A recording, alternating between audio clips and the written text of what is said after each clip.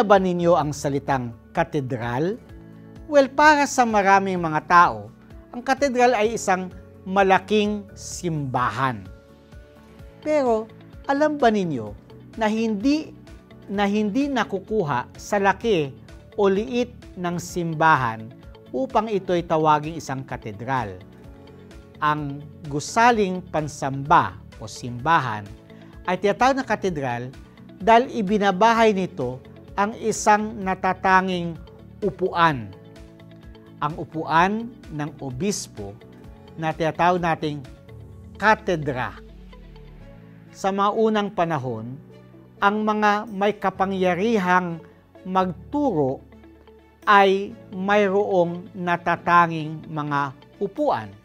Halimbawa, ang mga Pariseyo nung panahon ng Panginoon ay nagtuturo mula sa upuan ni Moises.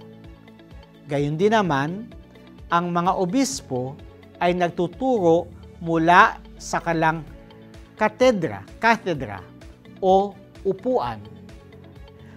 Alam ba ninyo na maging sa mga pamantasan, mayroon tayong mga tinatawag na professorial chair, upuan ng mga propesor.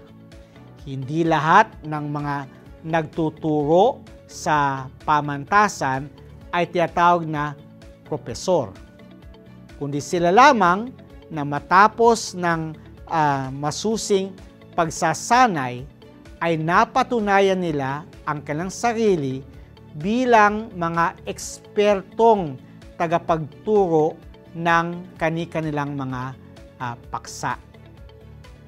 Ang katedra ay ang upuan ng obispo at ito ang sumasagisag sa kanyang kapangyarihang magturo.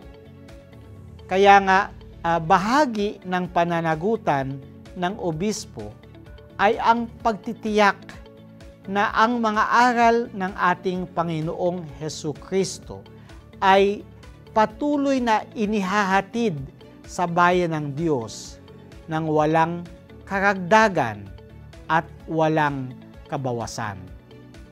Ang nakikinig sa obispo ay nakikinig kay Jesus, at ang nakikinig kay Jesus ay nakikinig sa amang nagsugo kay Jesus.